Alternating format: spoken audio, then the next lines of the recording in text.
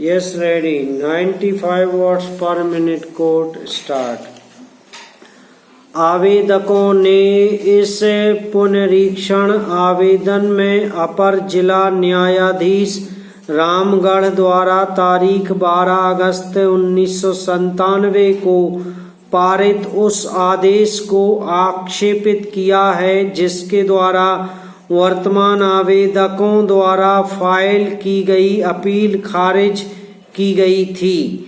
Appeal civil न्यायाधीश द्वारा तारीख 15 अगस्त 1997 को पारित उस आदेश के विरुद्ध फाइल की गई थी जिसके द्वारा आवेदकों द्वारा फाइल आक्षेपों को खारिज किया गया था।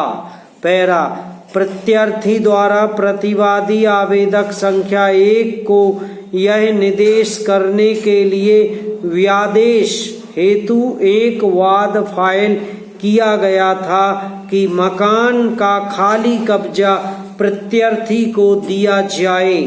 वाद तारीख 18 अगस्त 1997 के निर्णय और डिक्री द्वारा खर्चों सहित डिक्री किया गया था और प्रतिवादी आवेदक संख्या 1 को विचारण न्यायालय द्वारा निर्णय और डिक्री पारित करने की तारीख से 2 मास की अवधि के भीतर वाद संपत्ति का खाली कब्जा सुपुर्द करने का निर्देश दिया गया था और विफल रहने पर वादी प्रत्यार्थी को यह स्वतंत्रता दी गई थी कि वह निष्पादन के साधनों द्वारा कब्जा प्राप्त कर ले।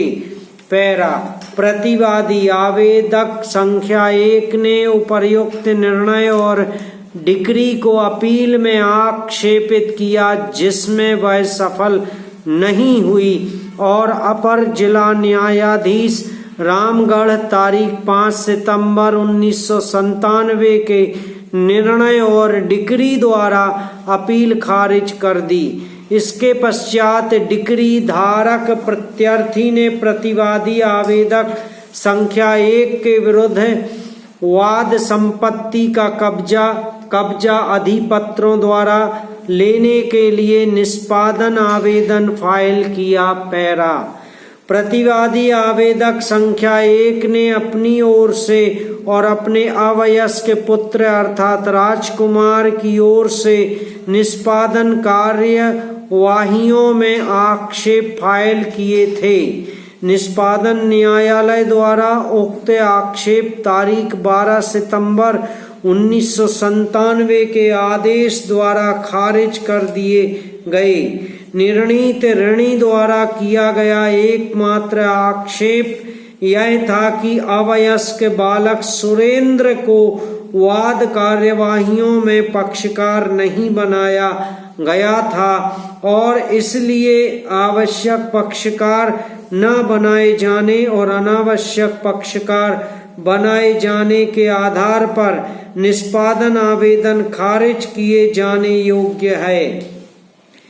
निष्पादन न्यायालय द्वारा आक्षेप खारिज किए गए थे और अपर जिला न्यायाधीश रामगढ़ द्वारा अपील में तारीख 17 सितंबर 1997 को पारित आदेश द्वारा उक्त आदेश की पुष्टि की गई थी। पैरा अभिलेख पर यह आया है कि वादी प्रत्यार्थी ने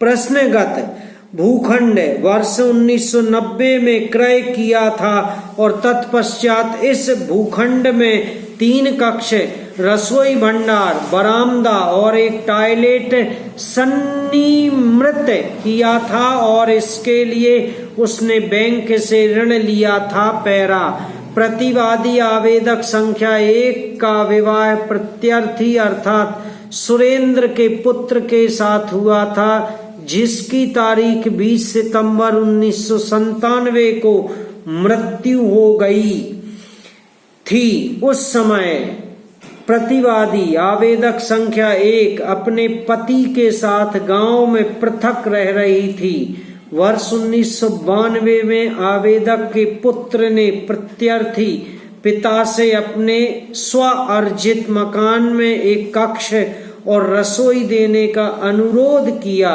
प्रत्यर्थी ने उक्त कक्ष और रसोई अपने पुत्र को दे दी। विद्युत मीटर और अन्य दस्तावेज आरंभ से ही प्रत्यर्थी के नाम में रहे थे। प्रतिवादी आवेदक संख्या 1 के पति को केवल लाइसेंसी के रूप में उक्त कक्ष और रसोई दी गई थी। पैरा तारीख 21 सितंबर 1997 को सुरेंद्र की मृत्यु के पश्चात प्रतिवादी आवेदक संख्या 1 ने कक्ष के ताले तोड़कर बलपूर्वक उसका कब्जा ले लिया। समाप्त।